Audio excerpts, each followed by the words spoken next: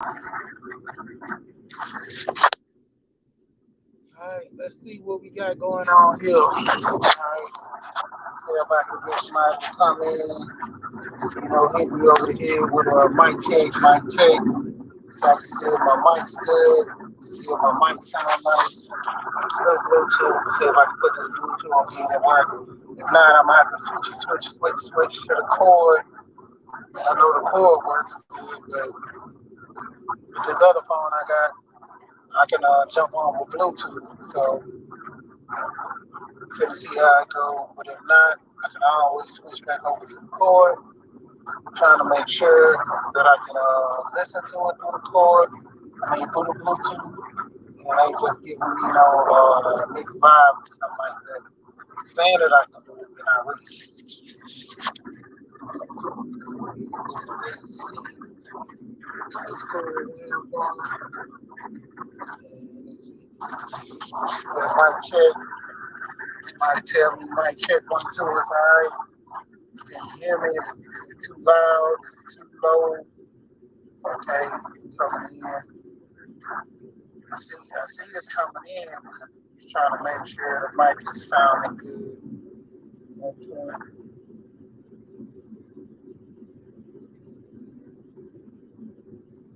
Okay. See everybody's starting to do some lives right now too. But yeah, man, checking on the mic check. Alright, so we good. Basically, man, I'm gonna come in with this, and for a lot of people, I'm gonna put on to this. We're gonna talk about investing. See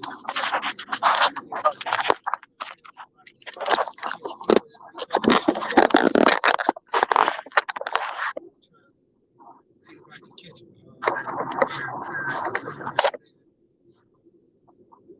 conscious. You know what I'm saying? Hey man, I did a video today. I was gonna do a video yesterday, but I didn't do it. But I was talking about it this morning. How that grill you got top of the stove. I got one for my eye. I did some stir fry yesterday, man. Did some stir fry rice with some steak and chicken and some vegetables. I mixed all up. Yeah, man. But, topic, I'm gonna try to jump back on this.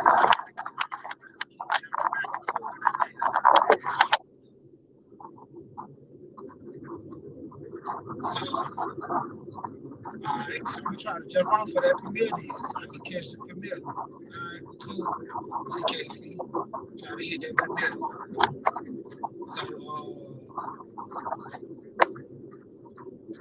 so you can't hear me. I can't hear you.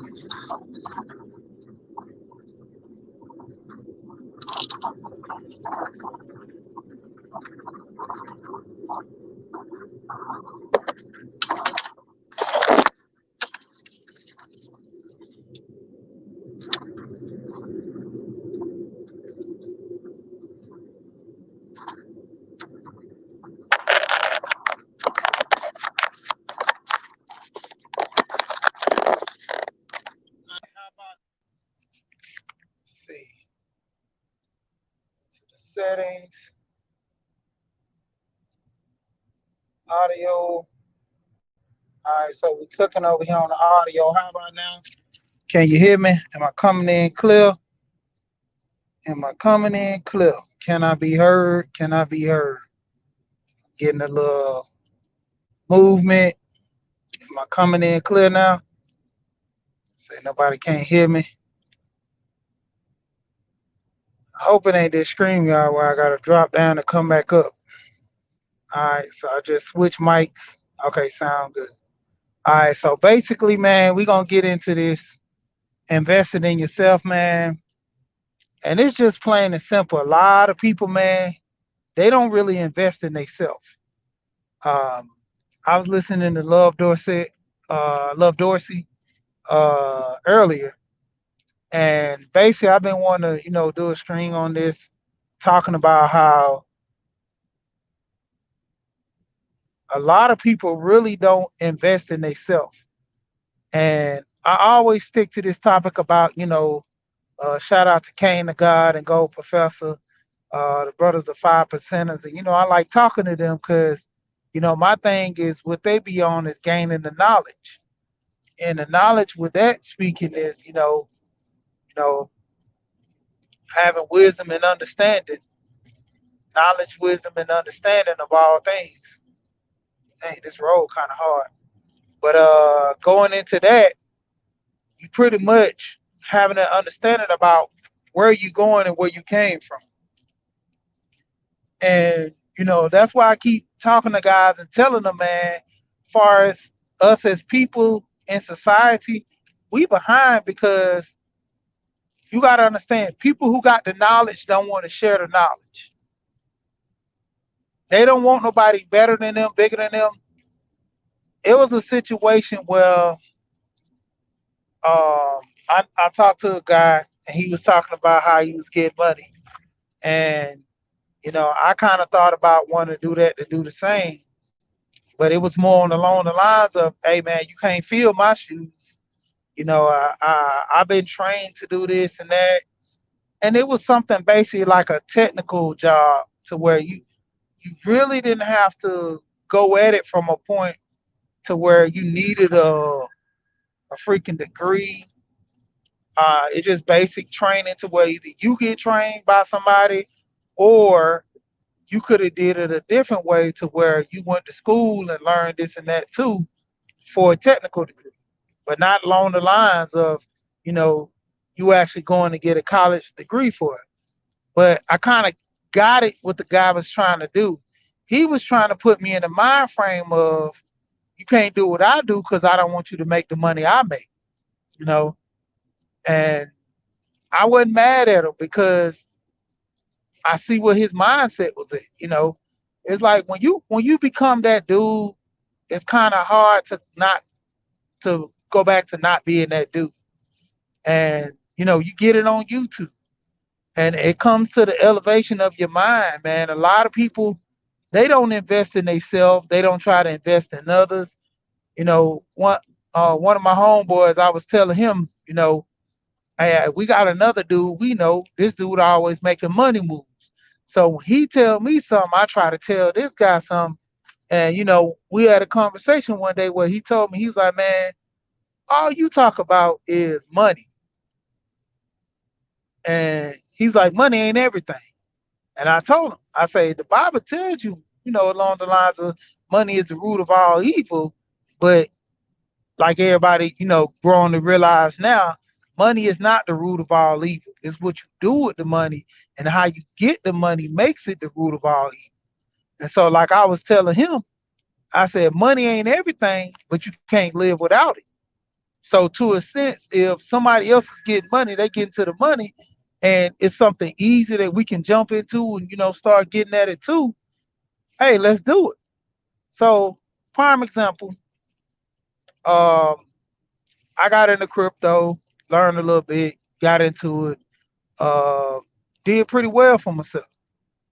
Then turned around, I told him, I said, hey man, I come get in this crypto. Nah, man, I don't want to get in crypto. Probably about a year and a half later, you know what I'm saying?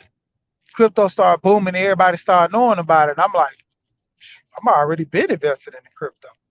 So when he came at me and was like, hey man, put me onto this crypto. I'm like, bro, you missed the boat. I'm like, you can't buy high because it's steady climbing. Don't buy high, you buy low, and then you climb up with it, you know. And so he didn't understand the concept fully. He thought just to have something, and long as this keep going up, it prominent. Like I'm gonna be a millionaire, like all these other guys. But my thing, like I was explaining to him, it's almost at its peak now. I think crypto right there when he hit me up, it was probably at 70 or $80,000 in Bitcoin. And pretty much we all know, I think it hit like close to 90 or something. Then it started falling. I'm like, why would you buy something at its peak? When it's about to peak, about to hit flatline and start dropping. I said, that's just like a stock. You will buy Tesla on the way up. You won't buy Tesla at its peak and then start falling. So I'm telling them, hey man, that's not a good investment because if you put your money in there, you can't let it sit there. You gotta constantly watch it because you're gonna lose money, you know. And his whole thing was, man, I just want some, you know. And I'm like, why? You know, because my wife did the same thing. My wife is like, I want Bitcoin because everybody's talking about Bitcoin. And so I was like, cool. I gave her like $25 worth, not 25 Bitcoin.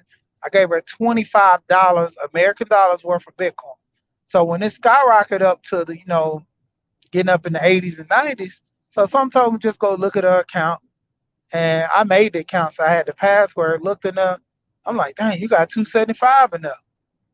And she's like, what? I'm like, yeah, take it out. I'm like, man, at least take, you know what I'm saying, 100 out, at least 75, or two out and leave 75, or at least take 150 out or something and leave a little in because you already done, you know, 10 extra money. So just go ahead and, take some out. She's like, no, I'm gonna let it ride. I'm like, that's not a good idea. And now I think that money's at 60, maybe 60, maybe to 100, anywhere in that range. And so she was looking crazy, like, dang, I lost all my money. I was like, because you don't know the market. And that's the thing with people, they don't invest in themselves to try to get the knowledge. Earlier this morning I was talking about buying a house. And I was looking at Orlando. Dang, I gotta get Orlando's name. Hold on.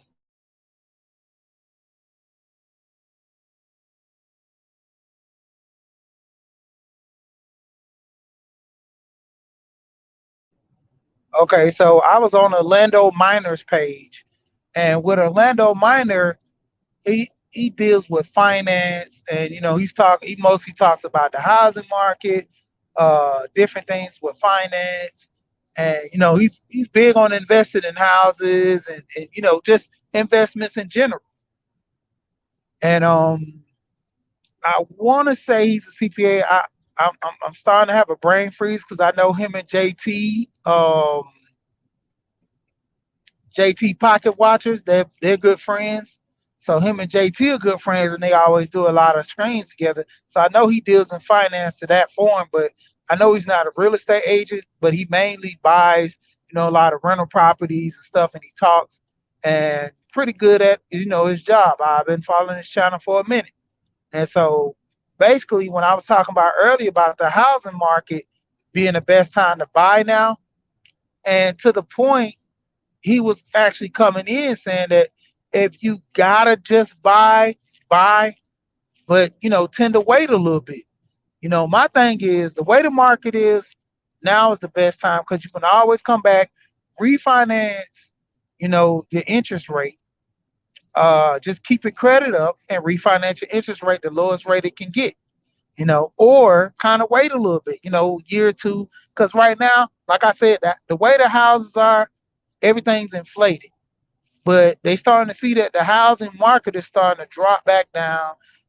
This bubble so called ain't popped yet, but the sellers are starting to get an understanding that they can't keep their houses at this inflated price, and only people that can buy those inflated prices on those houses are the investors.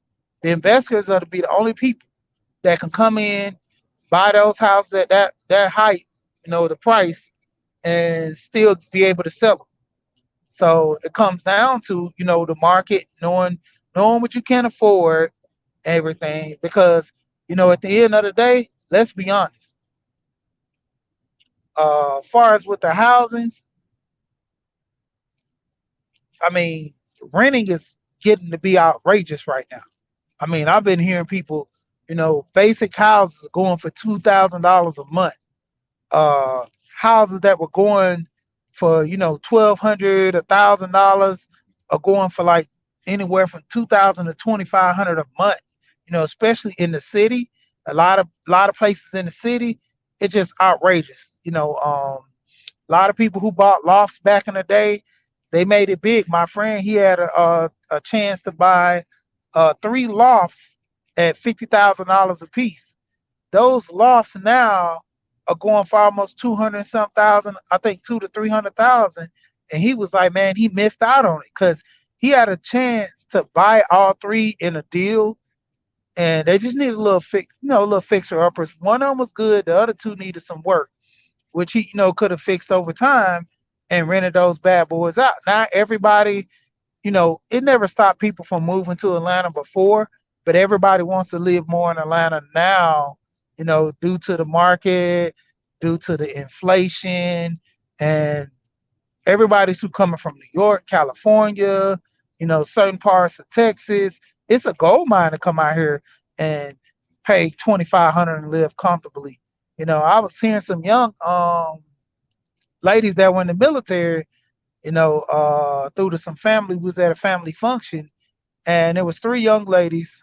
One of them was paying $1,300 a month, but they were staying in someone's basement, a fully furnished basement with a kitchen, bathroom, side door entrance, and they would just rent the basement out for a year for about 13 a month. Then you had, and I think that was in Congress. Then you had a young lady. She was, I think, in the Stone Mountain area. She was paying like 18 to 2,000 a month, and hers was, apartment, nice upscale type of apartment, I guess. And then you had the young lady who stayed downtown. She was paying 26. And when they were, just talking about it and stuff, she was saying how she was paying 26 and how it was nice, but at the same time, she really wished she could afford something different. And I was like, wow, that's crazy. You know, 2,600 a month.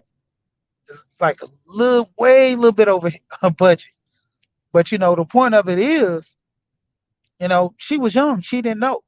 I mean, the girl who's paying 13, let's say they all were getting paid the same amount of money. She had a little more cushion to do other things. Yeah, she had a more of a commute. She was spending a little more on gas, but the little more on gas she spent was going to equal out when it came to, her living expenses. She could spend a little more going out to eat. She could buy a little more clothes. She could put more into savings compared to the other girl. She was topping out at 27 for the luxury, security, gate, gym, pool, all that in her building. It had all the amenities, but you paid for the amenities. And that's the thing. A lot of people investing in yourself, mainly of the topic of this screen, gaining knowledge. The same where you were when you was probably in your early 20s or your teens. You're not right now. You should have grown a little more. You should have, pretty much learned a little better to the point where you invested in a whole nother outlook on life. You're saving money. I always talk about life insurance. You're investing in life insurance for future goals. You taking this money from your life insurance and garnering to do business later on in life with the premise of having that money there. You know, the area of you investing in the stock, investing in real estate, things that knowing that you're going to need in the future. And that's the thing. A lot of people don't invest in themselves with gaining knowledge. Going to school. Let's say you don't even go to school. You pick up a trade. More or less looking at YouTube videos, learning how to, do certain things. Investing in the stocks. You know, People can look up videos. There's thousands of videos on planning. A lot of people don't know how to budget. Budget planning. A lot of people don't know how to do none of that. When it comes down to it, if your family don't teach you, you just don't know. So when it comes down to it, a lot of people are not equipped to handle things in the future because you never learned these things. Nobody put you on game. Nobody gave you advice. All you know is to buy whatever you like, spend what you spend, and worry about the cost later. When I was young, my aunt, my two, well, my three cousins, they all were up under my aunt. My aunt went to school for accounting. One of my cousins right now, and I've always talked about this guy. He probably gonna kill me, one day or another.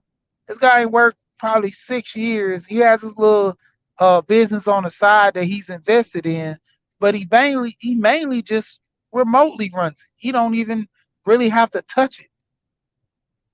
So he's just living off that money that he has right there, and he remotely's not worked in 6 years. Like who can do that? You know, at the age he's at. How many people invested in themselves to where they say, man, I don't want to work. And those were exact words. I want to get myself together. How many people was invested in themselves to where they budget, plan, save money, and equip themselves, put money in the 401k, put money in the savings plans, put money aside for rainy days that can say, I'm going to take a year off or I'm going to take 2 years off and I'm going to do this. I was looking at a video where a guy did that to where he said he want to invest more time into him feeling good.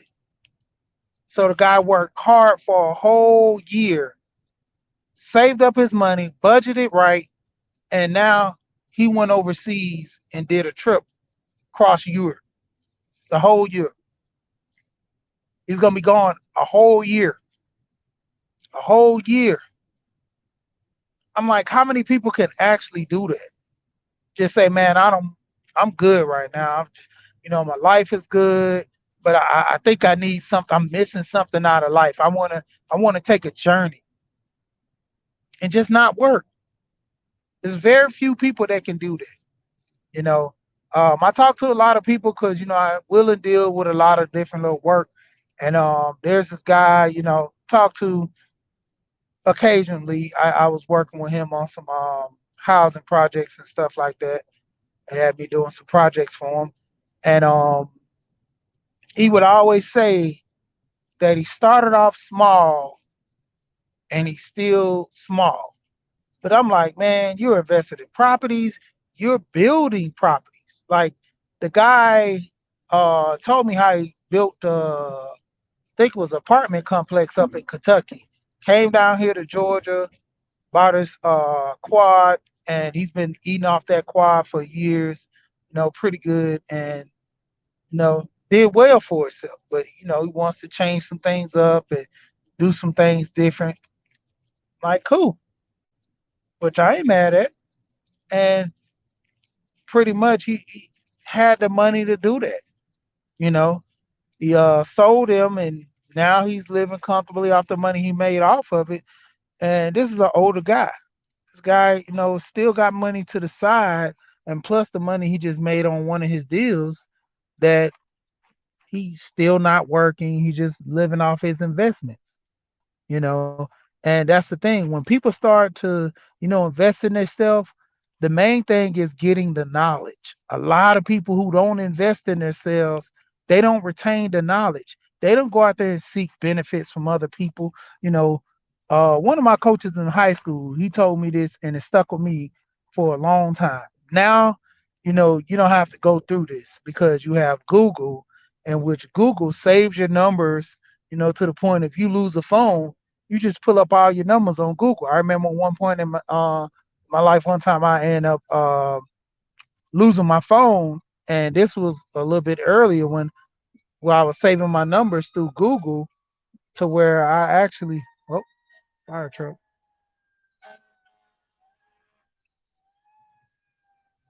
to where I actually could save my numbers through Google.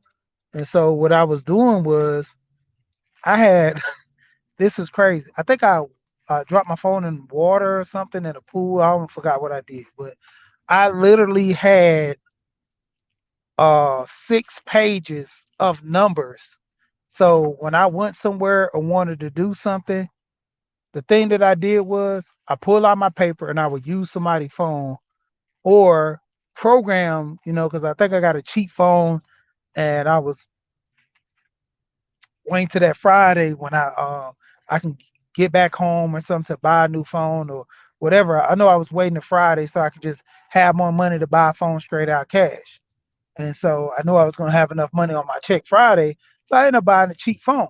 So the guy was telling me like, man, just program this phone. Like it was one of them like jitterbugs or whatever, them track phones, whatever, one of them cheap phones like that. So I bought the phone, paid the payment just for that month. But I was going around with these pages in my hand, and he was like, why not just program the phone to the numbers you call the most, so you won't keep taking out the pages. And it started to let me know that I don't even remember numbers like I used to. So it's a lot of things that we do now. We're not equipped as we used to be because we don't invest in ourselves no more. I think it's guy Andrew Tate. I remember when he was saying how his dad remembered every number. You tell him one time and he'll remember your phone number. That's how dedicated we were, to the point. I still remember some numbers off the back, but going into nowadays, man, people just, the minds are so to the point where they don't remember numbers. Community solution, what's going on? It's to the point we don't even remember numbers no more. Like everybody just use that phone, and it's like depleting our memory. Because we always using other stuff like the phones. And back in the day we used to have these black books and stuff to write numbers down and kind of keeping up with them. But our brain now, it's like this road is like crazy. But we don't remember nothing. And kind of investing in ourselves to kind of sit down sometime and just start remembering numbers that we actually need. Because what if you get to a point you don't have no phone? Who are you gonna call? Ghostbusters? Like you don't remember any numbers. I remember my wife's number. Um, I remember my cousin. I remember my one of my friends' number.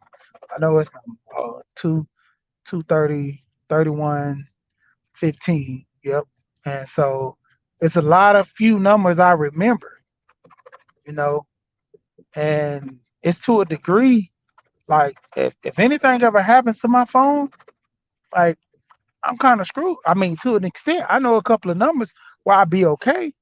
You know, my kids, I'm getting them new cell phones so I can keep up with their numbers, stuff like that. But in and everybody else, it's like I started to try to remember the numbers that's really important. That I really need. But to a degree, it's like, man, we going so far.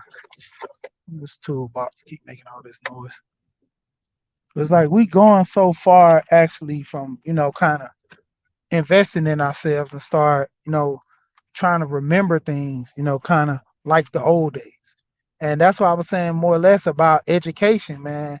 Like you don't even have to go to college, but take up some trade, learn something.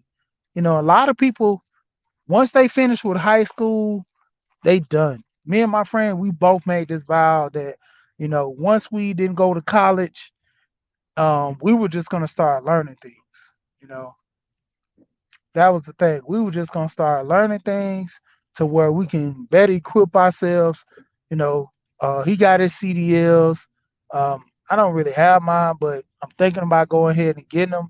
My class A, he got B, but I think I'm gonna get class A. Even if I don't drive, I still know that I can, grab a job like with him. If anything ever happens, he can go drive a truck. And that's the thing. Even with investments and stuff, he's into investment. I'm in investing. He took a course on stock. I'm looking at right now, doing some things with coding. And I've been talking to a guy that's been showing me a couple of things. And I've been looking at Tech G channel, and I'm gonna get his simple course. I've been looking at some of his videos.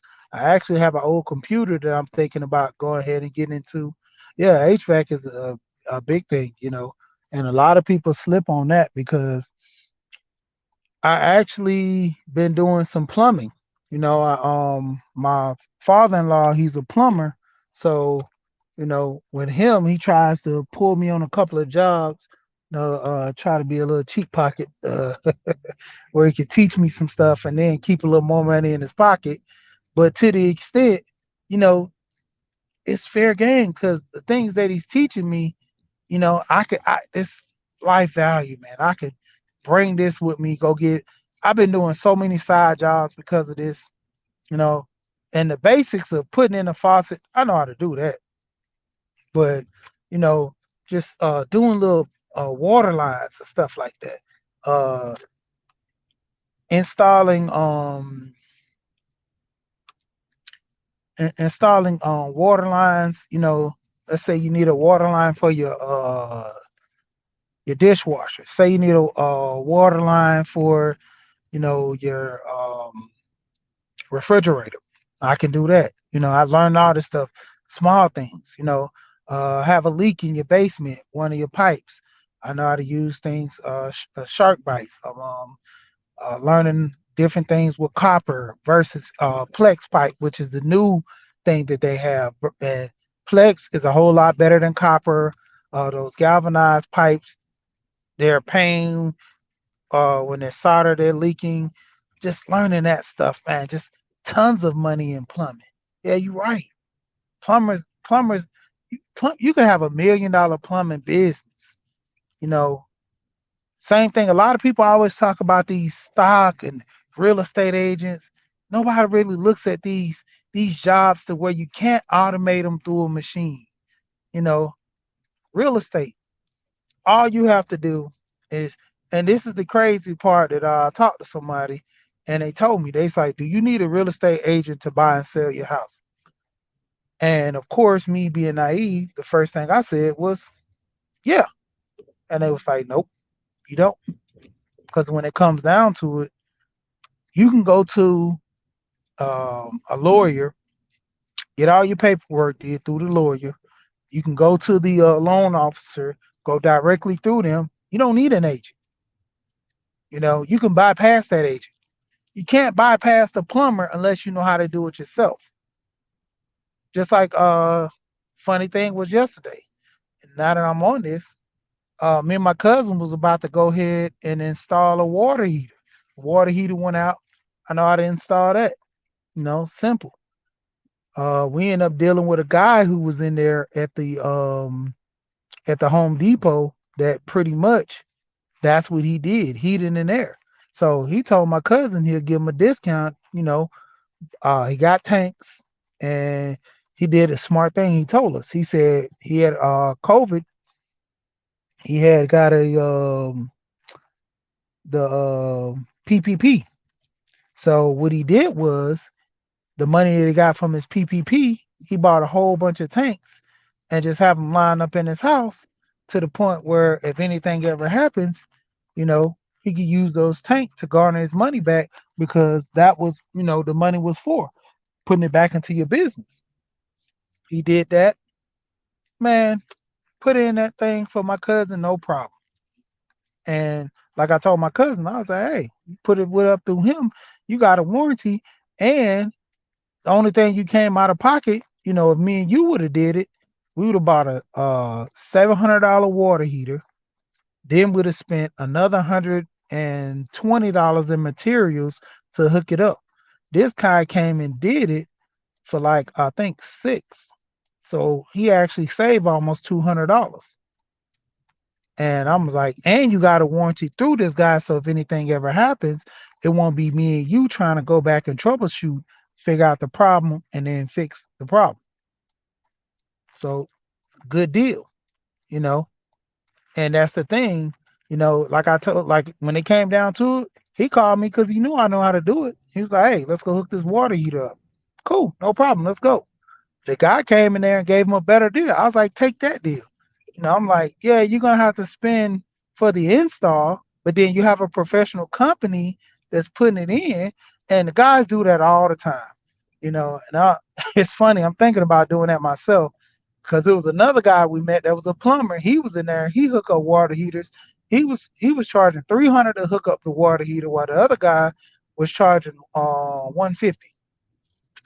And the crazy part is, like I said, we were just in Home Depot. Those guys that fix stuff and going through Home Depot, that's how they get most of their clients. Just going through Home Depot, looking for materials. Somebody's down the aisle that they're professional in. They'll tell them how to do it, and they say, if you want to, here's my card. Give me a call. I can come over and do it. I can work out a deal with you. Because most of the people that's coming in there doing it themselves, either they have some type of knowledge or generally don't know what they're doing, or pretty much they're on point. They're just looking for the right, tool, the right thing to help them, and that's what they're looking for. They know what they're looking for to make their life better. I mean, their job better. Now, when it comes to that, it all depends on the person. Real easy. Like I said, even with me learning how to do plumbing with him, carpentry work, I know how to do carpentry work from my uncle. My uncle stayed doing woodwork. I built a desk in my while I worked a workbench in my garage off of old pallets. I took these old pallets at my job, busted them up, the ones that we pretty much don't sell, and that's another thing I do on the side while I'm at work. Sell pallets. I get $5 a pallet. So right now I got the 18 pallets on my truck, and it wasn't even really no work. All I had to do was just take the pallets that people generally was throwing away and don't want. They already stacked up, and I just take them, put them on my truck. I got 18 pallets now. Let's see, 18. I'm looking at $90 right there for those 18 pallets, and no sweat, no sweat. I didn't have to work for them. I didn't have to go out there and hunt for them. They were just right at a stationary place. I just said, "Do you want these?" They say, "No, get rid of them." That's $90 right there. $90 for me just throwing some away that someone need a service to get rid of something. $90 easy, and that's just extra money on the side going into my check. Back to the carpentry work though. You know, learning how to do that carpentry work through my cousin and my uncle, putting stuff together, always saying, "Come over here." As a man, you need to learn how to work with your hands. Come over here and let me show you how to do this. Come over here and let me show you how to get this done. You know, every man should know how to use a screwdriver. What's the difference between a flathead, a Phillip head? What is a ratchet set? What is drills, different drills, oscillators, and things of that nature. I started getting into that when I got a little older, but the basics, learn that through them.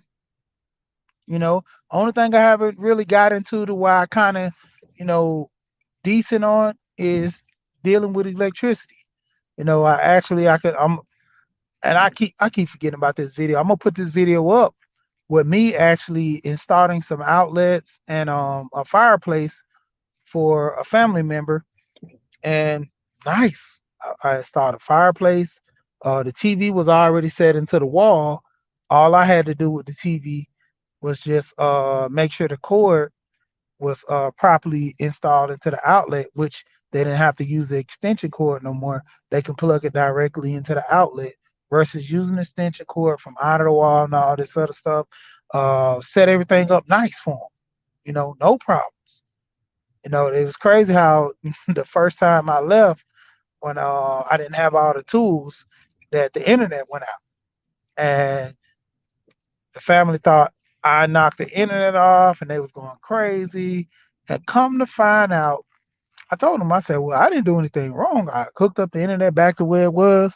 So finally, when I took the plate off to look at the outlet, the guy who installed the cable actually put the cable on and did not do it right. So what he did was, because he knew nobody wasn't going to go on the wall, he cut the wire to where the stem would come out, and he just plugged it in without putting a screw on there to where he can clamp it, screw it into the other side to where the mount would come out. He knew as long as nobody went into the wall, the cable would always work. I'm like, shady work. Like, dude, you literally have thousands of these, little screw ins to where you can use. So what I did was I asked her, did she have an old VCR, some type of cord like that? And we ended up finding one. She had a whole bunch of cables and stuff, and ended up took the cable, clipped it, pulled that off, snip, crimped it on to the wire, and plugged it up, no problem. You know, and that was the crazy part. Something I wasn't professional as, but I knew what to do. Did it with no problem. No problem. Just easy work. And to a degree, like I said, I just some on a humbug that I learned, young, watching my cousin work for the cable company. So little tricks of the trade I learned throughout my life, I'm basically using this as an adult and teaching this out to my kids to where I can pass this same thing down to my kids.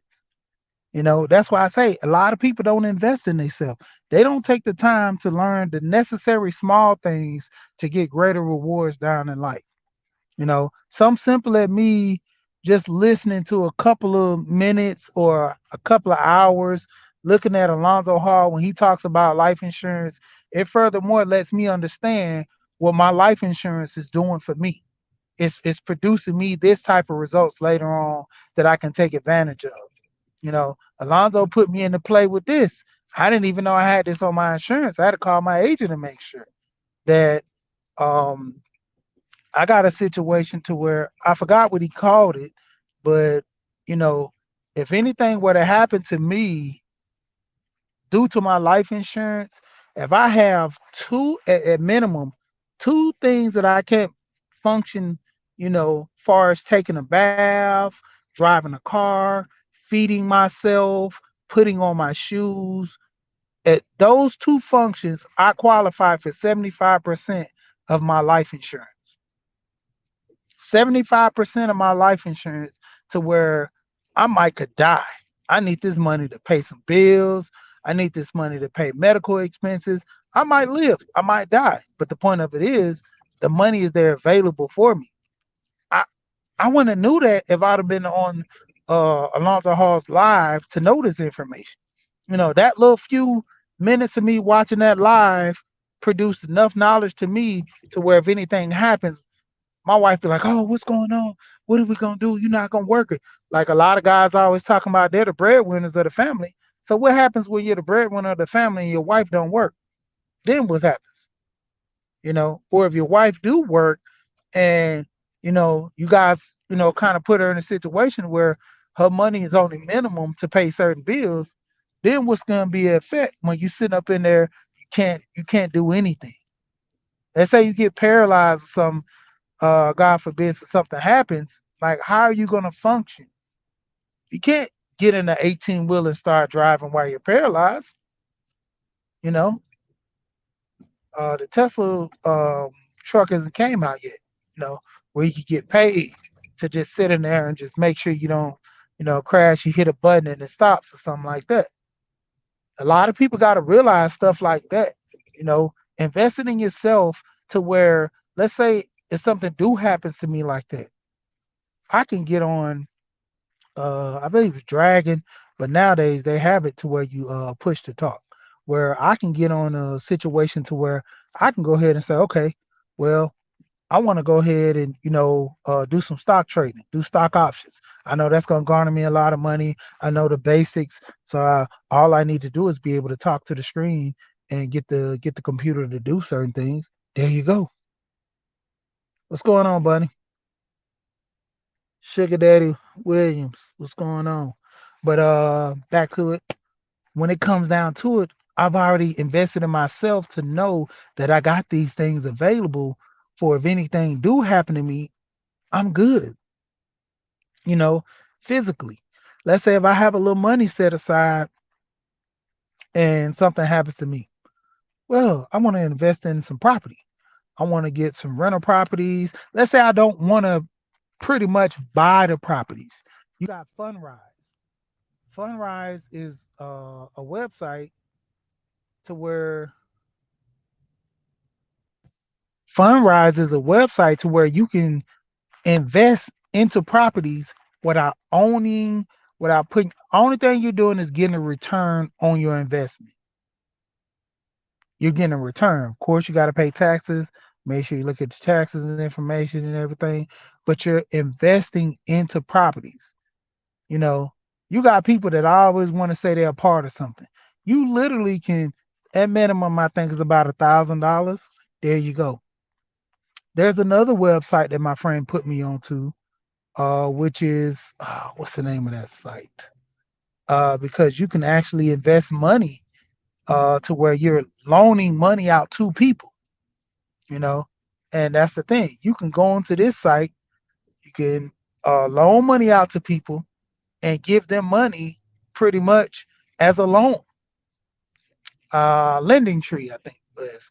And it's another website with Lending Tree to where if a person, and this is the funny thing that he actually has it to where if somebody wants to borrow money from him, they got to go to this website, get a code to invest and give it to him, and he'll give them the money on that website. And if they're really serious, they'll go ahead and go through it. They'll get their return, they'll get their money plus have to pay an interest fee for borrowing the money. That's the only way he would do it to his family. And I'm like, hey, it's a good idea because family are the main ones that don't want to pay the money back. And if you don't pay the money back to this website, it goes on your credit. What's going on, Juan? And it goes on your credit. And it's to the point where, you don't have to worry about family members, not paying you your money back because, Lending Tree is going to make sure if they don't give you money back, it's going on their credit. So which would you rather do? Screw over your family member and still go on your credit? I mean, because either way it goes, it's not going to be a good look. Like I said, there's other websites that you can go on to learn things, to invest. It's a lot of websites you can invest your money in. We don't know this because we don't pass down the knowledge. Like I said, when I was talking about earlier, people wanting to buy a house. There's local banks, there's certain banks that will give you down payment assistance. All you have to do is come up with that 2.3 for your closing costs, and that's FHA approved right there. So most of your loans are funded right there through the program of FHA, but you don't have to put a down payment down. See, there's stuff like that we don't talk about or we don't have an understanding. So at the same time, we get screwed on this because why? We literally generally just don't know. And the people who do know is not telling the next. You know, just to the point I was looking at this one channel, Erica Williams. I'm always watching Erica Williams. What's going on, Jay Bones? Erica Williams. I'm always on Erica Williams' channel. Erica's where I got my bones with learning more about investing. Erica Williams channel is the channel that I started. Was it the Classic Climb? Erica Williams, the Classic Climb, and I started learning more about investing, trying to figure out what is the next step. She always talk about bigger pockets. She always talks about you know, what's this guy named Maximus something? Maximus Max. This guy has a plane and he flies out to his deals. He went and got his pilot license. So if he have an issue to where he has to get to Florida to go sign some documents, you don't have to run up there to no airport, spend all this money on this flight last minute. Dude invested in, got a plane, and when you have that money, a lot of the time it is a tax write-off to have that plane, available to, do what you need to do. But there you go. He was ahead of the curve with this, investing in that plane. You know, paid off big time for him too, because when he got to go do these deals real quick, hey, it's got to be done. You know, ain't no sidestepping. He knows all his business that he wants to be taken care of is taken care of. Him and another guy, seen both of them guys. They both real estate agents. They sitting up there flying planes out to deals in Charlotte, couple of them in Florida. I think these guys are in Atlanta, if I'm not mistaken. A lot of guys. What's his name? Todd Capital. There's another guy. Watch him. I started going on his Instagram because she would always talk about him and stuff. There's a lot of big channels. Bigger Pockets. I watch Bigger Pockets. Bigger Pockets had one where a young guy, once again, investing in yourself. This guy was just bad, man. Just wilding out. He was you know, I think he's Nigerian. Father was getting on him real heavy. He say he want to be a basketball player. Wasn't focusing on school, everything. Dad came to him one day, took his basketball, clipped it, stabbed it. He had three basketballs.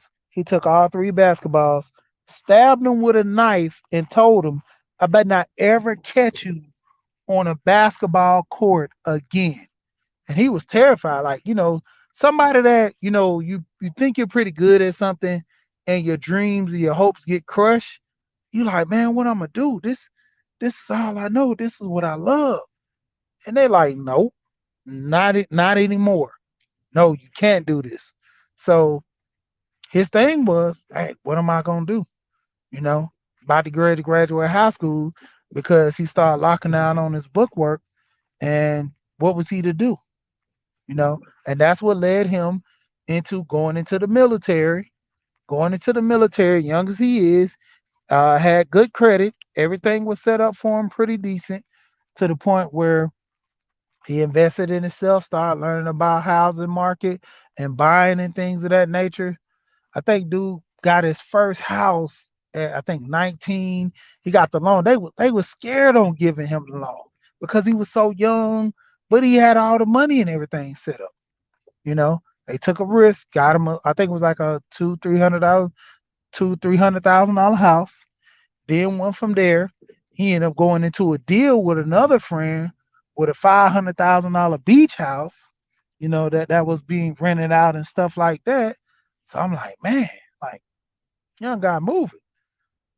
He's trying to close on another property, which in return already had like over $800,000. By the time he was getting ready to turn 21, he was gonna have over $1 million in in investing in property. And the one house he didn't stay in that one. He put down the 40, so he didn't have to worry about living in the house for a year. He put down the 40%. That's the rule. And a lot of people, that's a house hack. If you go FHA and anything under the required 20%, you got to stay in the house for at least a year before you can rent the house out and just not claim the house as your own as a rental property. And then if you put down the 40%, you can rent out the next day. Soon as you buy the house, you can rent that house out. Let's say you buy a house, uh, $250,000. You rent out the house for I think $250,000 house. Let's say it's about 2,500. Let's say you got to pay 2,000. Let's say eight to add because you put down the 20%. Let's say you got to rent that house out, and the mortgage on that house each month is 18,000 for simple math. 18,000. You're renting a house out for 2,500 a month. So 18, 25, you're already getting seven each month. Now, what are you gonna do with the seven? Because you got to pay the 18, and that's for the insurance, that's for the taxes already included into the mortgage, you know, and you're getting that seven each month. What are you gonna do with the seven? Let's say you take the seven, put it aside for a rainy day. Let's say nothing happens within the first, 2 years of that house. Two times seven. Oh man, I got a call. Hold on.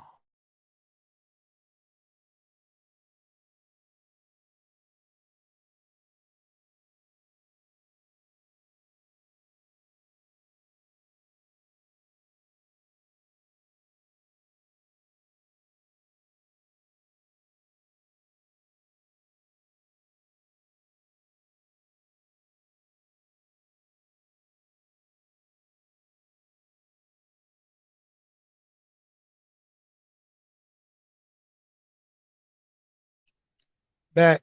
Okay. Can you hear me? Can you hear me? Sorry about that. But like I said, you're getting 700 a month. 700 times, dang, trying to get through this traffic.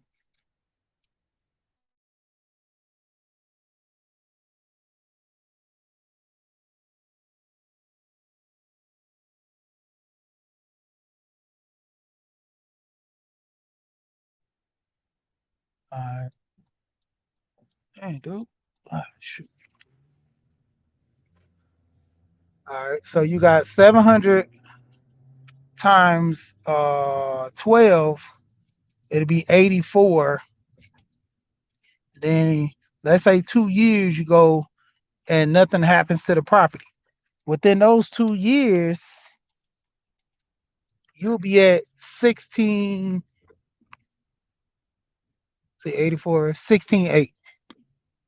So you'll be at 16.8. So you take that 16.8 and let's say you want to go ahead and put that in another property. But this property, is not even high because you don't have the 20%. Or you want to go FHA on this property so you can, pay less.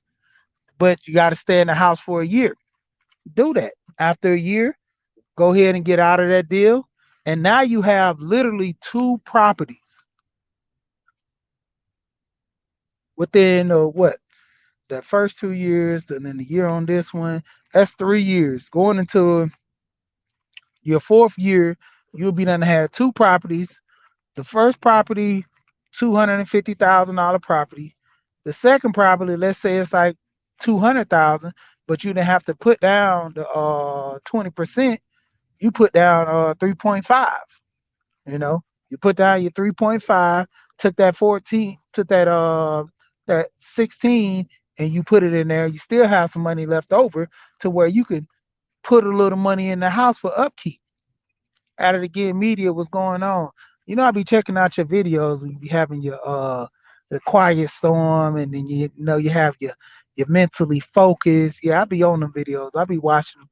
Now I get my quick little second in while I be driving and stuff. Feeling good. Especially in the morning. When I was getting up one morning, I hit the like on there, and I think I was up at like 5. I think you I think you dropped the video at like 5 o'clock, and I was just getting in the car going to work. So I go ahead and listen to that. But yeah, like I said, now you got two properties because you invested in yourself. You learned the knowledge to where what's going on. AP Absalom Pianki.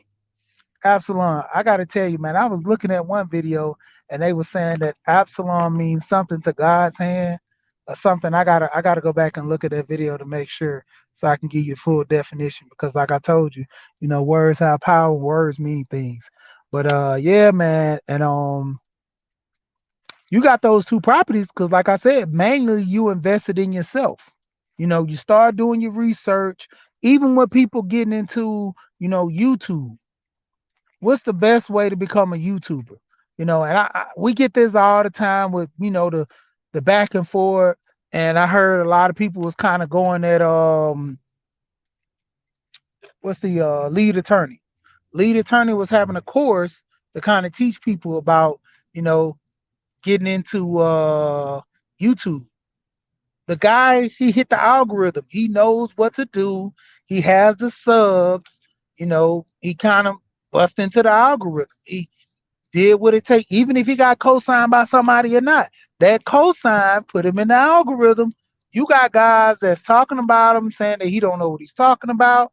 Well, obviously his numbers is proving that if he don't know what he's talking about, he knows something because his number grows, you know. And a lot of people, you kind of, really understand. When you start doing the numbers, okay, that's what it is. Thank you, community solution. Yeah, AP. But yeah, when it comes down to it, it just that's the whole back and forth. And the new people that are coming to YouTube, yeah, this a new buzz. Some people gotta reinvent themselves. You've been doing YouTube for years your way and it hasn't worked. Reinvent yourself better. Reinvent your channel. I know some people that change their channel name, still have the subs, change their classifications, what they listed as far as entertainment, information, and they starting to hit the algorithms and they move. There's people that has 3 and 4 channels. One of my old channels, I'm about to revamp that into something else. Because that's the thing. When it comes down to it, if you really want to be good at something, you research, you invest into it, gain the knowledge. A lot of people will sit here and would do the same. What was it? When you do something the same and try to look for the different results, the definition of insanity. That's what a lot of people do in these spaces. They hoping for different results, but they continue doing the same thing all the time. Like, how is that possible? You know, you keep jumping off a bridge. It's like the what was the movie back in the day? Groundhog Day or something, where the guy kept living the same day over and over and over again. But it to the point where, you try to change up and the things keep similar, similar, similar, keep happening. And that's what the problem with a lot of people, in this space and throughout, they don't garner the knowledge on trying to change their life. Me and Kane had a pretty good talk talking about kids and, you know, dealing with life and all that. Kane to God was like, man, once he had his kids, it changed his life. You know, it really didn't too much happen for me. I just moved a little different because I've always moved like that. I've always had a way that I want to live, and to whether I had kids or not, I was gonna live like that regardless. I've always had that hustle, so nobody can say, man, once you got kids, man, you start hustling harder in life. I've always hustled like that. I've always tried to work two jobs. I've always tried to, keep money flowing into the house. To an extent, my wife tell me I work too much because, my whole thing is I'm trying to prepare myself to when I get to an older age, man, I'm trying to relax. Not trying to be this not no shame to nobody who's older, in your 60s and 70s. I got an old dude I know, old head. I talked to, I think he 68, and he just do media work, but like medium work, not really that strenuous, but to an extent, man, he puts in the work. And I be like, man, like, yeah, the lead attorney. Yeah, and everybody was kind of getting on lead attorney because he was having a course that he was trying to teach people how to do YouTube. And the thing about doing YouTube, a lot of people's kind of salty at him because they say you haven't been on here long enough. And it's to the point, like I say, whether he's been on here a whole lot, whether he's been on here a little, the thing is he's been on enough to kind of, learn the algorithm, and his channel is proven it works. A lot of people kind of going at him, and it's to the point where, hey, you've been doing this for a minute and your channel isn't growing like his. So obviously he either knows a little bit, he knows something to where he can take things to the next level. Yeah, and that's the thing. With that, a lot of people barely retire. You barely can get the chance to retire because, you know, as your money increases, your spending increase. I told my wife when we got this first house, uh, I was telling her that we was trying to do it to the point where we was doing it to where we can't um go off of two incomes. I want to be able to go off of one income to where if anything ever happens, you know, we good. Let's say one of us loses the job, we good. It was to a point where one point my wife didn't work. She didn't work for a whole year. Her family was asking like, "Oh, was everything okay? How are you keeping up with your bills?" And all I told them was, "I'm a man. Like it has to get done regardless." And they was like, "Well," I was like, "Well, we have savings for one. Things are pretty good to the point where what's gonna happen?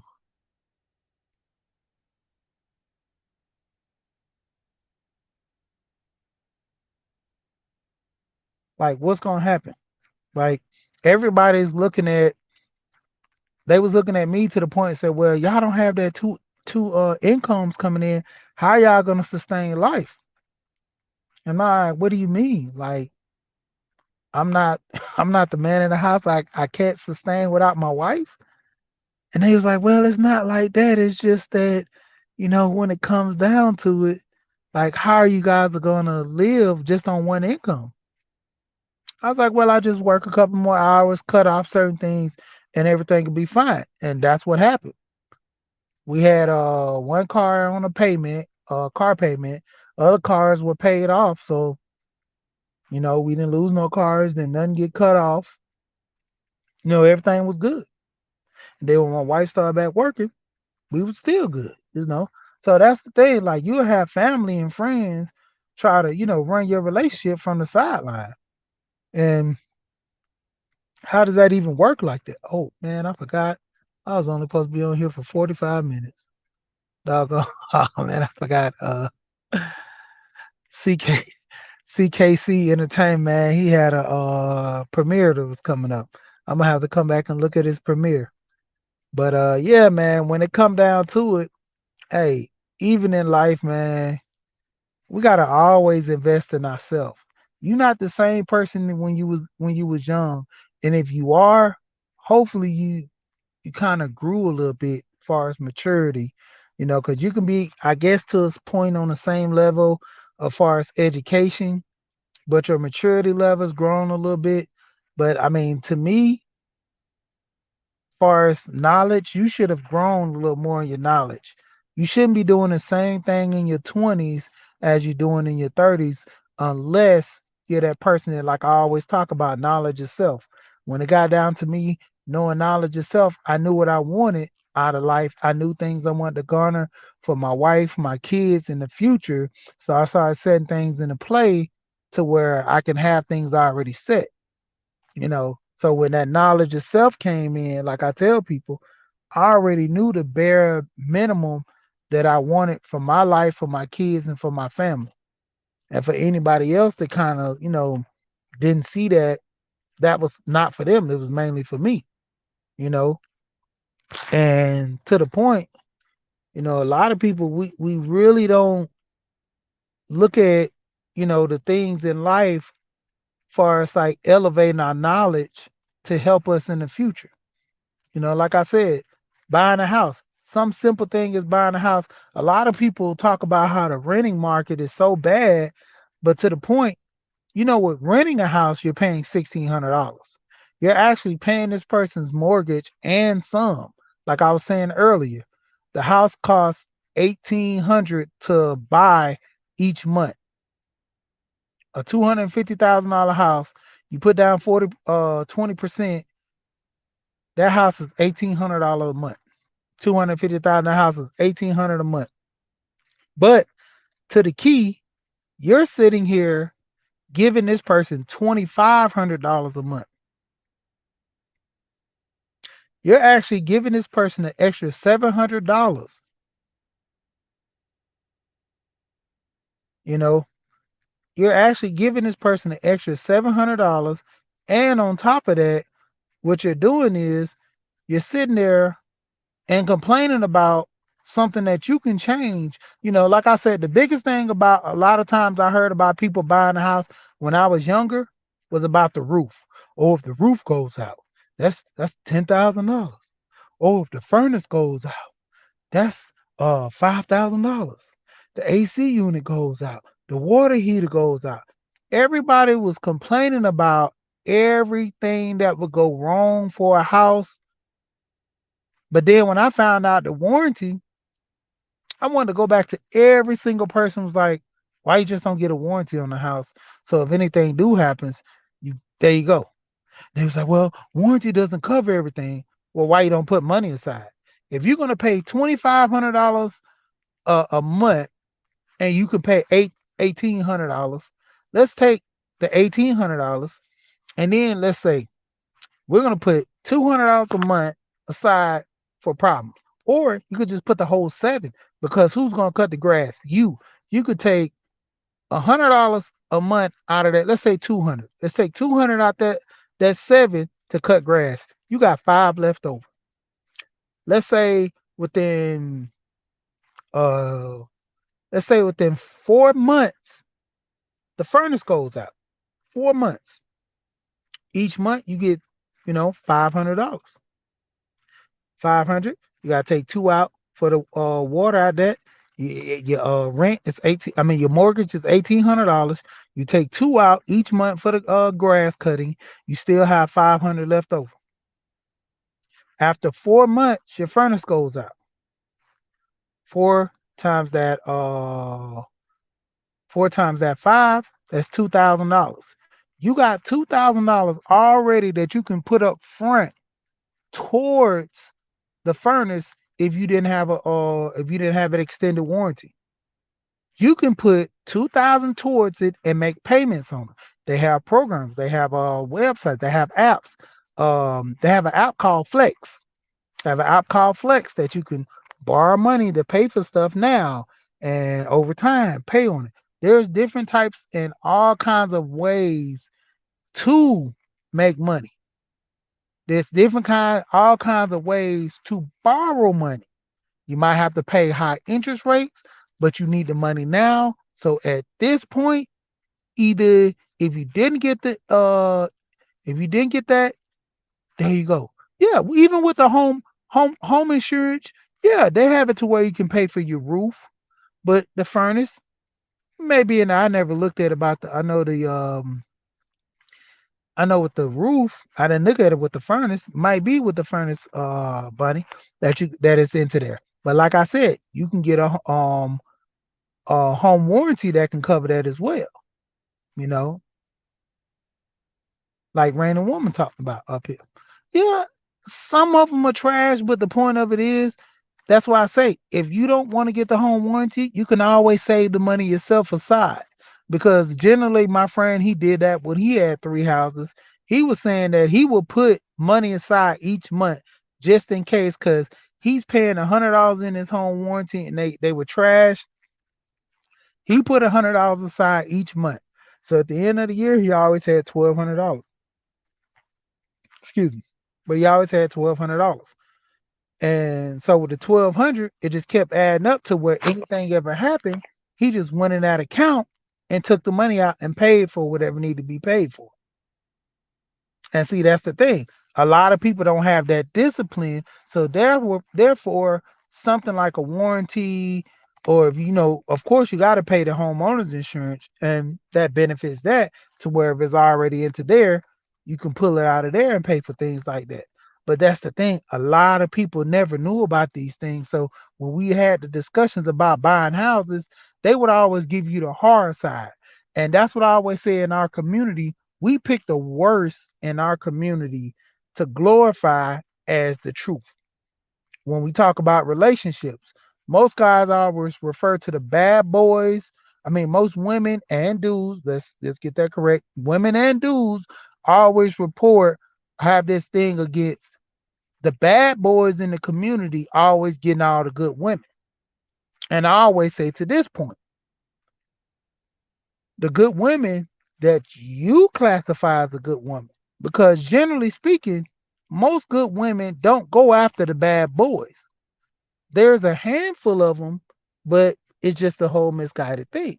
And we classify all men are like that just because of that person, you know. And we have this whole thing, and it's crazy like that. Even with the women, some women that do something, we classify all the women that do the same. You know, going into situations, if a woman bad, she wants to put her man on child support, all women put men on child support. It's a crazy thing that we have to go through all the time in relationships in the community. Like I said, you have one business that has bad customer service that's black owned. All black owned business have bad customer service. We always generalize in the community. We pick the worst of the worst. Why not start looking at things for what they are? If this business is bad, this is one bad business. That's why I keep saying invest in yourself. You should have enough knowledge to know not every bad person is not every person is walking out here is like the next. But we pick the baddest out of the community, like I said, to garner that is, Even with, relationships, with dealing in business. You have one bad business partner, you have one person that don't know what they're talking about, go to the next. That's how when I started looking at houses, I was able to, bypass certain deals that wasn't good for me. Because not only did I have my agent I talked to other agents. I would always deal about two and three agents. There's this one lady, she stopped selling houses. When I talked to her, she gave me the connect on everything. And so that's when I started learning. Anytime I want to know about a house, I would go directly to her, ask her, because she would give me the unadulterated truth about buying a house, dealing with agents, knowing this and that, what your agent should know, what your agent shouldn't know. Because she went into a higher process of being a loan officer. So she knew the rules and the tricks of the trade. So she knew how to deal with certain situations more than others.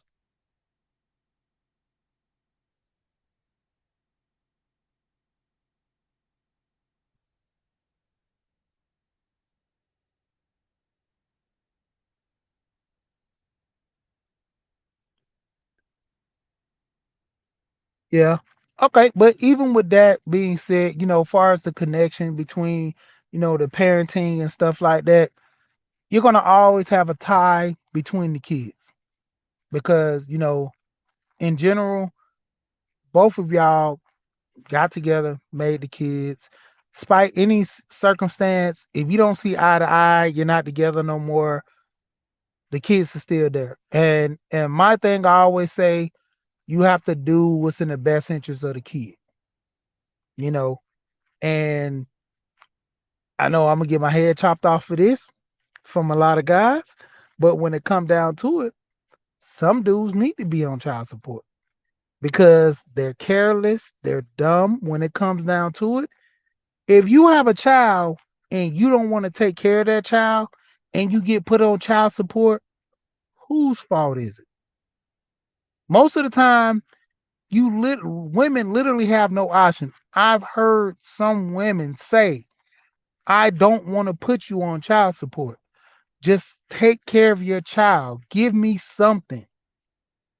And just because she didn't go down there and put your name in the system, you did everything you could to not help that child until you got on child support and you was forced to do it.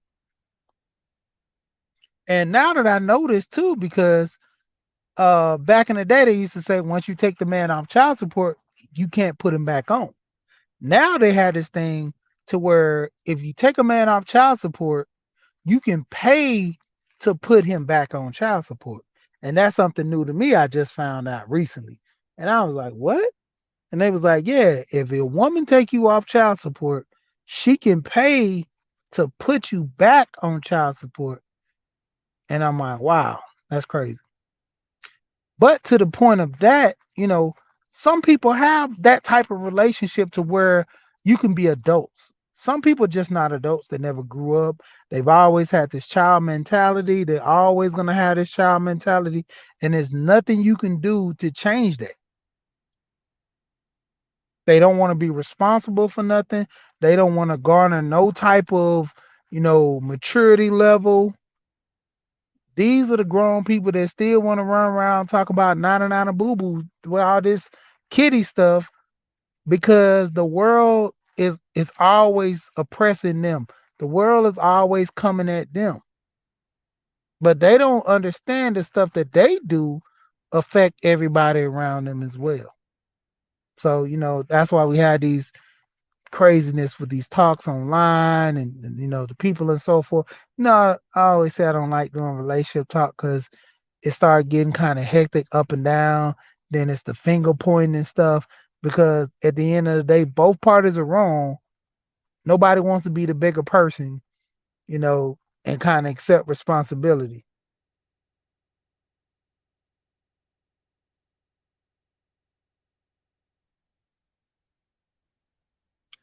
Yeah, and see that's the thing, when you put yourself like a lot of people, it's like I don't understand. Like, we had this talk about this young lady. She was on Kendra show, and my boy Too Raw, you know, my brother. Yeah, I'm just gonna say I love my brother. I'm just gonna start off by saying that. But Too Raw kept pointing the finger at all the men that gave this woman babies. The lady had 7 kids with one on the way on the show. She was, I think, 6 months pregnant or something like that. But to the degree, she had 7 kids, one on the way, 5 different baby daddies, and then she wanted to become abstinent and get her, you know, life together. She didn't want to have sex before marriage, but she had 7 kids, one on the way. And he was saying that all those guys got her pregnant. And like I explained to him, true, but the onus was on her. Yeah, I'm, Bunny, that's a whole nother thing. That's a whole nother thing, Bunny, because that would cut a lot of issues out with the child support system if people who didn't get married couldn't get child support. That would cut all this out. They would cut out a lot of people having kids out of wedlock because they knew if they had a child, that person wouldn't be able to take care of that child. And then that will put more of the onus on the women to stop messing around with these guys. Just like I was telling the guy, Too Raw. The lady had 8 kids, but 7 kids, one on the way.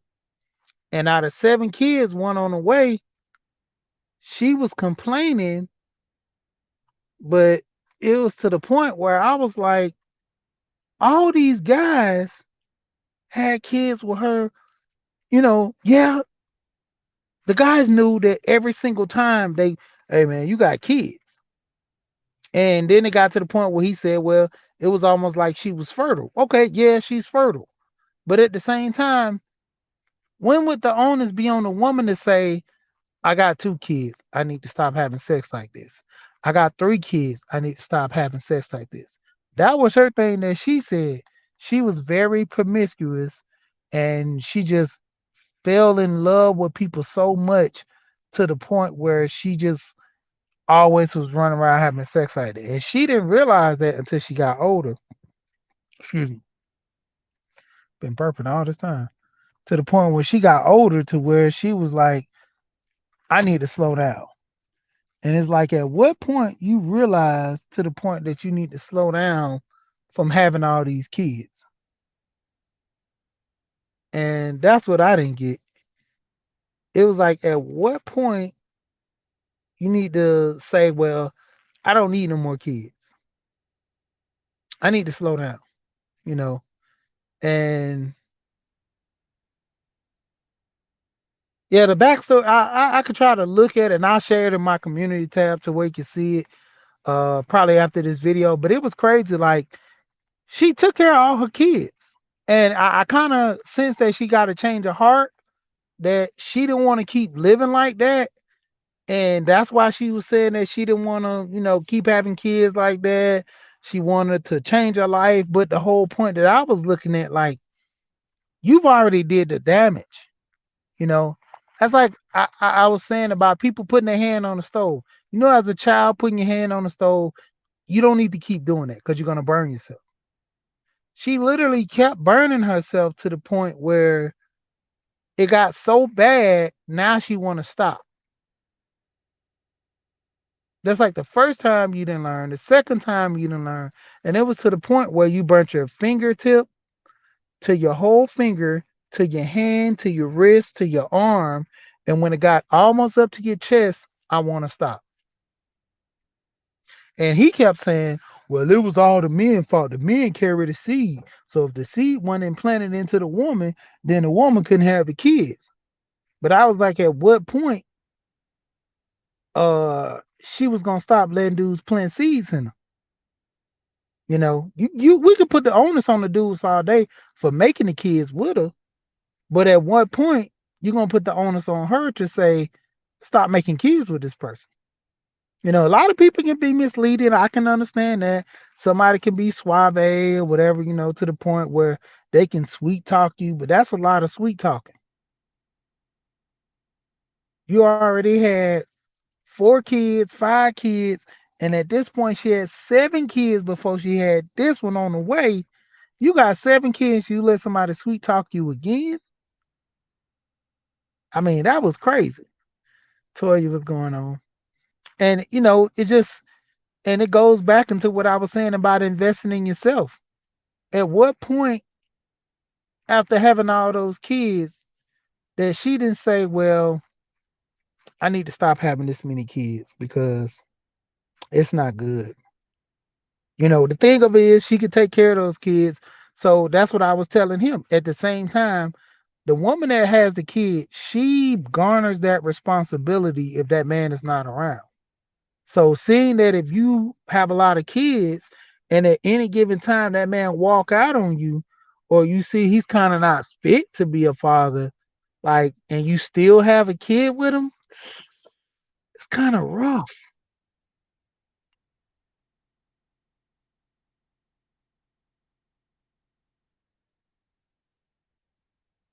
Yeah, and that's the thing. Like, that was my biggest thing about having kids, and I kind of talked with Kane about this, and that was one of the biggest things that I actually picked my wife for my kids. She already had 2 kids. I seen how she dealt with her kids, and I knew I wanted kids, so that was a perfect combo with me, you know. And if I did pick a woman that didn't have kids, I would have to go around her family, see how she around her nieces and nephews, because one of the guys, it was funny, he was on the phone talking, and it was in the space. He was telling me how he was on a date with a lady, and she was like, "Oh, I want kids," but then a little kid was throwing paper or at their table and was kicking the seat, like the bench. I guess they were sitting at a booth. So it was kicking the booth. And she was like, see, this is why I don't want kids. Bad kids like this. But you just earlier said you want to be in a relationship, you wanted kids, you wanted this. And it kind of everything kind of flip flop and switch sides.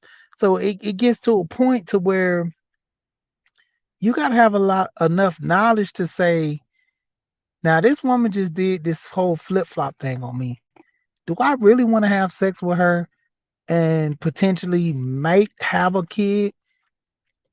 Because I always talk about the whole oops baby thing, and it's funny, but not funny, but like, wow,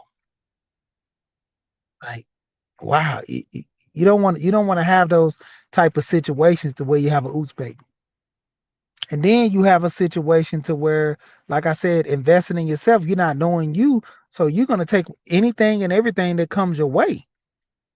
You know, people trying to, wine and dine you.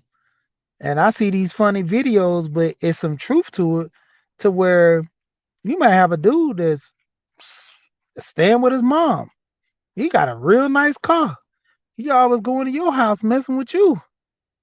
Like, he broke, but he got a real nice car. You got a woman that dressed real nice that always coming over your house. She got a car. She come see you.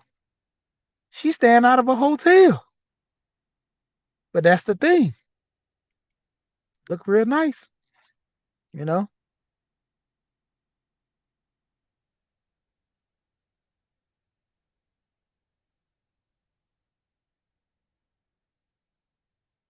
Yeah. And see that was that's one of the things my uncle them told me that, and I kind of I took heed to that when I was younger.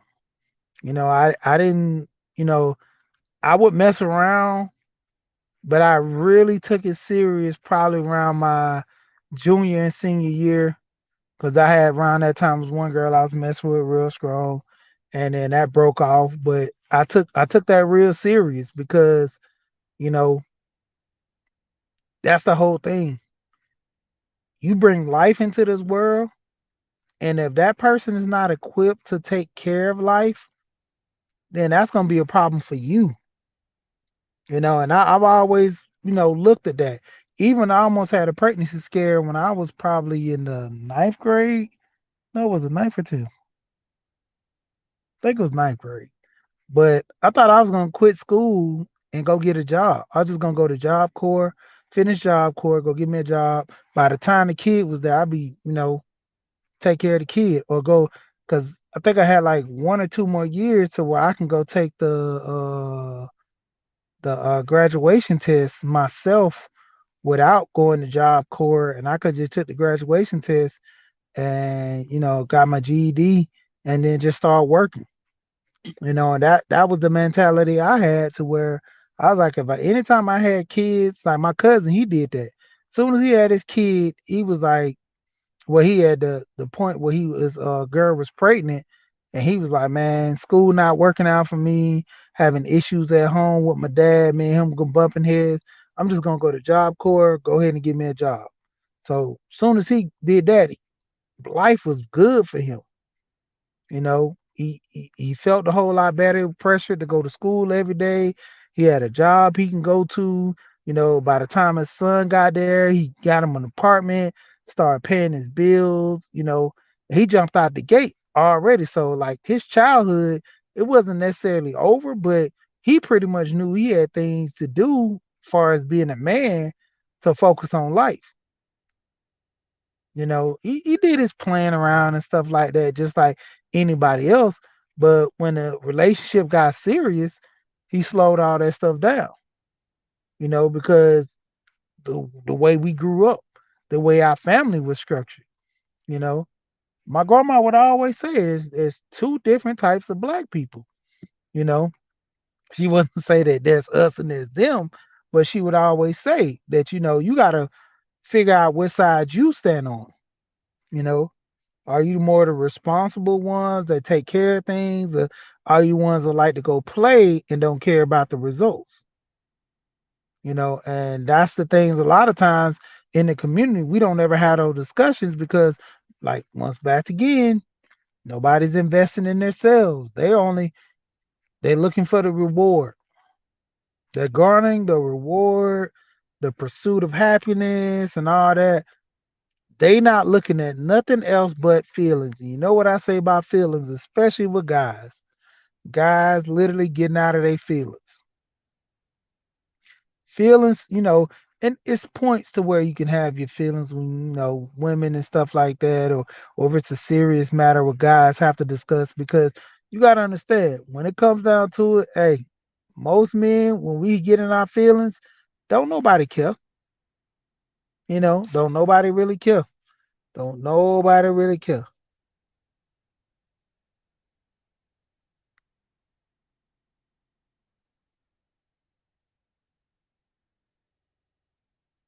Yeah. And see, that's the thing. A lot of people, they don't get that, and they just keep going and going and going until one day they wake up and say, I should have stopped here, but I kept going, you know. And that was the thing with my wife. As soon as we had twins, I was like, that's it. She's like, you don't want no girl? I'm like, nah. I'm like, I'm good. I'm like, because I already got four right off the rip. Now, as my pay increased now, I could afford another kid, but the point of it is you have to restart everything all over, have to deal with this, the kids, the daycare situation, you know, and not having the family tie like, with yeah, I got twin boys, twin boys off the first. My older two, they grown now. I got 24, but hold on. Yeah, 24, 22, and 30. Not I keep making these boys older than what they are. 11. I got 11-year-old twins, a 22-year-old son, and a 24-year-old daughter. So when it comes down to it, like yeah, like I wasn't trying to have no more. No, after the twins, that was it. I was like, my boys, I be trying to keep them so occupied, trying to keep them off of social media, trying to keep them out the games, trying to put more. Yeah, it was rough. Yeah, I mean the whole diapers and milk, and one of them he eat more than the other. Like now, man, like it's crazy. With them different personalities. The twins, they literally got different personalities. They not like they're fraternal twins, so they pretty much is what it is. They look different, they think different, they act different. And it's like Clash of the Titans. Me and my brother, we were we me and my brothers we were the same way, but them they just Clash of the Titans, and you wouldn't even think that they brothers. Sometimes they'll be at each other's throat 1 minute, and then next minute be the best of friends. But when it come down to it, that's the thing. Like I knew that if me and my wife wanted to do certain things later on in life, we'd still be raising kids. We'll still be doing more things with ourselves. And it gets to a point to where the growth, like how can we sustain with certain things?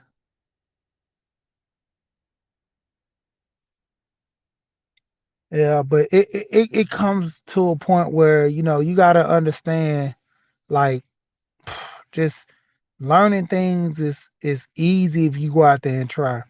Even when I be on people channels and listening to them, I still try to go look at me some documentaries. Like I say, I drive, so before I start getting on a lot of channels, yeah. We really like we finna go on vacation now. Like next week, I'm going to my what's it, Ocho Rio, our birthday slash anniversary, because our birthday is around the same time as our anniversary. So we going to Ocho Rio next week. Just me and her. The kids, they not going. They usually go Jamaica every summer, and they didn't go this summer because of their grades. I told them I'm not rewarding for bad behavior. Their grandma stay down there, so they go there every summer. Granddaddy be spoiling them, buying them all kind of stuff, taking them everywhere, and so they good down there in Jamaica. And they been to Barbados. Where else they been to? Um, what is it? What was the other island they went to? St. Thomas or something? Yeah, they passport heavier than mine. And when it come down to it, they just when we get ready to go to, I think, what is it? Mexico. They going with us to Mexico. I don't know if we're gonna take them to Puerto Rico with us. Might take them just for the experience. But I've been trying to get my wife to the point where we go over to Africa, and then we want to go to Europe. She keep want to go to Bora Bora. I'm like, we're not going to Bora Bora. It's too expensive. But yeah, we live good, man. It's kids have they fun, but it's just to a point. Like nowadays, you gotta like try to watch out for your kids from all these freaking trying to persuade the kids to do certain things, like try to deal with the opposites. I mean, the same sex. Then you got to worry about them being bullied, kids bringing guns to school. It's like one thing after another. Once they get out of high school, man, I'm gonna be happy. Even though they still gonna have that other fight, but to an extent, they grown. I can't stop a grown person from doing certain things. But like I've told my oldest daughter, when she always wanted to get her hair colored and stuff. I told her it makes you look a certain way, and people, perception of you is this. And as long as you're in my house, you're not getting your hair colored and all this. So you got to just deal with that. And she understood that, to a point where, yeah, and she understood that. And when she got older, she did what she want. But it was to the point, as long as you're in my house, stepdaughter or not, you're not gonna be dressing wild. And that was always my thing. Even my son, he wanted like what they call frost tips, where he uh blonde the tip of his braids. And I'm like, nah, you're not walking around with colored hair with me. No blonde, no brunette, none of that stuff. I'm like, dude, when you get older, I don't care if your whole head green because I ain't got to stand by you. You're not my son. I don't, you know what I mean? I told him I got to walk with you like that. When you're young, I got to walk around with you. I got to hold your hand when you're a little kid. When you're older, I got to either have you in front of me, on the side of me, somewhere around me where I can see you. And it's to the degree where someone points out, who's the kid with the green hair? Ah, that's my son. Nah, we not doing that. I was raised the old way. Even with my cousin, we used to have his kids. They used to have like the little patch of blonde and they froze and they box haircut. I'm like, nah, I'm not doing that with my kids. But yeah, man, I'm been on here long enough, man. I'm about to jump off and about to go deal with these kids and deal with some work. Got my honey-do list around the house to finish up before I get ready to hit this vacation. Yeah, because I need to. It ain't really a honey-do list. It's just things I need to do for myself around the house to keep the house up, make it look good. Because my wife, hey, that's I have my structure and she has her structure.